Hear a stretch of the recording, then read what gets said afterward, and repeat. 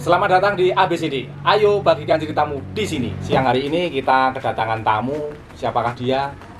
Mari kita berkenalan bersama. Kenalin, namaku Nevita Ningrum. Biasa kalau di sekolah dipanggil Bu Nevi. Nah, di sini di SD Eksperimental Mangunan aku ngajar olahraga. Gitu. Aku lulusan dari pendidikan olahraga di Universitas Negeri Yogyakarta. Di sini aku akan membagikan gimana struggleku nulis buku ini. Gitu. Awalnya itu seperti apa Bu Nevi bisa memilih topik terkait gizi seimbang? Jadi itu awalnya sebenarnya karena aku kan pernah kerja di klinik kesehatan gitu kan Pak. Jadi enumerator penelitian, jadi asisten penelitian dokter gitu. Nah di situ kami melakukan intervensi sama remaja hingga dewasa. Di situ kami melakukan survei terkait permasalahan-permasalahan gizi, salah satunya ya prediabetes itu. Nah ternyata yang paling banyak diderita itu malah dari remaja. Diabetes, mulai dari remaja ya? Iya. Nah itu karena pola hidup dan pola makan yang kurang baik gitu. Nah, ketika aku S3, wah aku terus kepikiran itu, wah kayaknya ini topik yang menarik nih. Lalu untuk lebih biar datanya valid gitu kan pasti aku butuh data-data yang relevan. Makanya aku terus melakukan survei dari SD, SMP, terus ke SMA. Nah ternyata memang termasuk kompleks ya permasalahan gizi itu. Ini bukan tentang susahnya akses gizi, tapi kesadaran gizinya. Dari situ sih Pak, kenapa aku kok milih topik ini. Oke, jadi tadi proses penelitiannya Bu Nevi itu dimulai dari mana? SD? Iya, SD, SMP, SMA. Itu membutuhkan waktu berapa lama mencari data itu dulu? Itu sebagai studi pendahuluan disertasiku ya, kira-kira berapa bulan ya, 3 bulan apa ya. Mulainya tuh dari SD Mangunan juga aku masih angket ke anak-anak, kira-kira mereka tuh makannya apa aja sih yang dimakan, terus aktivitas olahraganya kayak gimana. Nah ternyata mereka tuh kalau makannya ya kalau enggak nasi nugget, nasi telur gitu tuh. Jadi jarang banget yang makan sayur itu. Dari 400 yang kusurvei paling cuma 90 anak yang suka makan sayur. Terus cuma 10 anak juga yang mengkonsumsi itu benar-benar sesuai kaidah gizi seimbang gitu loh Pak. Bisa menceritakan sedikit tantangannya itu kira-kira apa Bu?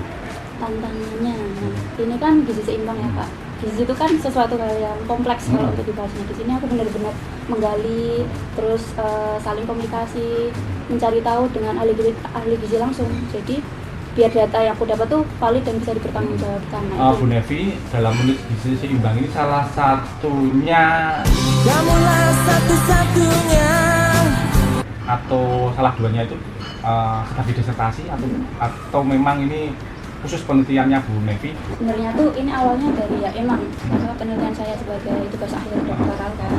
Nah itu sebenarnya fokusnya tuh saya ke SMA SMK Pak. Karena di SMA SMK ini tuh materi gizi seimbang tuh referensinya masih sedikit banget. Terus guru olahraga tuh masih kurang pemahamannya kalau terkait gizi. Nah jadi di sini saya memberikan alternatif dengan menghadirkan podcast dengan ahli gizi, yang biar anak-anak tuh bisa tahu dari sumber ahlinya gitu. Kenapa kok aku milih podcast? Karena sebenarnya aku juga udah survei, anak-anak tuh lebih suka podcast audio atau podcast yang video gitu. Nah rata-rata mereka memilih podcast audio dan streamingnya tuh di Spotify. Makanya materi gizi seimbangku yang aku ngobrol-ngobrol dengan ahli gizi tuh aku upload di aplikasi Spotify gitu. Nah ternyata terbukti efektif juga buat mereka yang pengen tahu lebih tentang gizi seimbang. Karena kan awalnya memang literasi gizi mereka kan masih rendah ya ketika aku tes awal itu. Ketika mereka sudah mendengarkan dari si ahli gizi langsung, itu mereka ada peningkatan, jadi lebih paham gitu. Mereka juga itu excited juga. Jadi tahu, wah ternyata aku selama ini kebutuhan kalorinya kebanyakan ya. Yang pengen diet juga jadi bisa tahu, ada yang pengen naikin berat badan juga jadi tahu. Oh, ada tantangan terbesar Bu Nevi dalam penelitian ini itu apa? Jadi lumayan banyak tantangan juga sih Pak ketika aku bergelut di gizi seimbang ini. Yang pertama tuh gizi kan suatu yang kompleks ya. Setiap tingkatan tahapan umuran tuh pasti punya porsi gizi yang beda-beda gitu. Nah itu sebagai tantangan pertama karena SD, SMP, SMA tuh pasti mereka punya porsi kayak proteinnya butuhannya berapa, karbohidratnya berapa, lemaknya berapa, itu yang pertama. Lalu yang kedua pola asuh itu juga sangat berpengaruh di gizi seimbang gitu. Kayak kalau orang tuanya bisa memberikan contoh atau memberikan bekal yang sehat, anak akan terbiasa dengan makanan yang sehat. Pertanda umum pada tubuh ketika apa yang kita makan itu tidak seimbang itu kira-kira tanda-tandanya apa? Apakah simpel aja sih Pak. Kalau misal kita kurang makan makanan berserat atau buah-buahan, sayur gitu, kita terus sembelit gitu, nah itu pertanda yang pertama. Terus kalau kita kurang mengkonsumsi protein, itu badan juga gampang capek, terus masa otot akan semakin menurun seperti itu. Lalu apabila kita kelebihan makan makanan yang manis atau gula gitu, nah itu akan kita akan gampang terkena obesitas, diabetes seperti itu sih Pak, yang paling mudah kita kenali gitu. Oke, kemudian di tengah banyaknya kasus makan gizi gratis itu yang ditawarkan oleh pemerintah itu, kira-kira pendapatnya Bu Nevi seperti apa? Apakah ini cukup membantu orang tua terkait untuk kebutuhan gizi anak atau seperti apa? Sebenarnya program gizi seimbang ini menurutku bagus ya, apalagi untuk kalangan yang kurang mampu gitu buat dapat gizi seimbang. Cuma yang saya kritisi itu yang contohnya aja di sekolah kita gitu kan, dari gizi seimbang yang dikasih itu kita nggak tahu nih ini tuh sebenarnya proteinnya tuh berapa sih, karbonya berapa sih, terus kalorinya berapa sih. Jadi kan anak nggak tahu ya yang mereka konsumsi itu apa aja gitu. Lebih ke situ suka yang lebih gitu. Walaupun itu nanti kadang kan ada share di grup itu kalori hari ini menu apa, kalorinya berapa, terus saya nggak hafal ya, ada itu ya, dari rincian itu juga anu ya, belum tentu valid juga atau gimana itu? Itu sebenarnya bisa, karena kan dari yang kepala sekolah kemarin juga di rapat itu mereka menggandeng ahli gizi di situ. Cuma kan karena kadang juga nggak tahu kan proteinnya tuh dapat dari apa aja sih gitu, terus kalorinya tuh dari mana aja gitu, mungkin bisa lebih dirinci biar anak-anak juga, karena aku makan telur segini ternyata bisa memenuhi proteinku segini loh gitu sih. Bu Nevi belum lama kemarin sudah selesai ambil dokternya itu. Bu Nevi menyelesaikan dokter itu di usia berapa? Ini aku usia 26 tahun sih Kak. 26 tahun. 26 tahun sudah selesai ya? Berarti Ya. pernah akselerasi atau dari SD, SMP itu mengalami akselerasi sehingga di umur 26 tahun itu bisa meraih gelar dokter itu?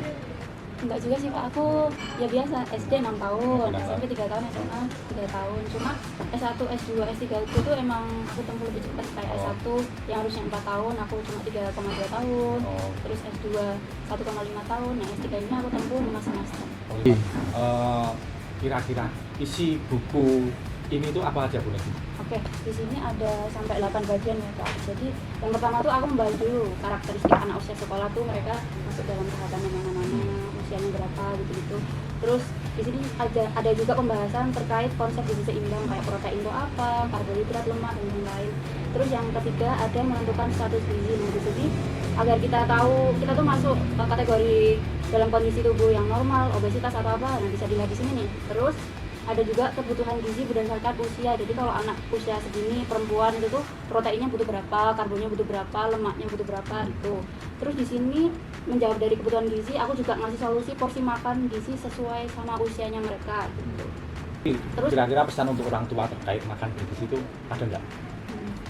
Ya, jadi setelah aku nulis buku ini, terus search lah terkait permasalahan-permasalahan yang ada di sekitar itu, sebagai orang tua aku pengen orang tua tuh lebih bijak gitu loh guys, gizi seimbang anak. Karena kan banyak orang tua yang penting anak seneng, anak kenyang gitu udah puas gitu, padahal belum tentu makanan yang dikonsumsi itu sesuai dengan kebutuhan si anak. Apalagi kalau ada makanan viral tuh orang tuanya pengen, jadi kan mau nggak mau anaknya juga bakalan dikasih kan gitu. Kalau sekali 2 kali nggak apa-apa, tapi kalau jadi kebiasaan itu yang kurang bagus. Buku ini bisa didapatkan di mana? Misalkan ada yang mau beli untuk referensi, itu kira-kira belinya di mana? Oke, ini karena masih baru banget ya Pak, jadi masih pre-order gitu. Jadi nanti kalau mau pengen beli bisa pesan ke saya biar saya menghubungi ke percetakan. Gitu, pre-order ya, iya. Karena copyright-nya 2025 ya. Iya.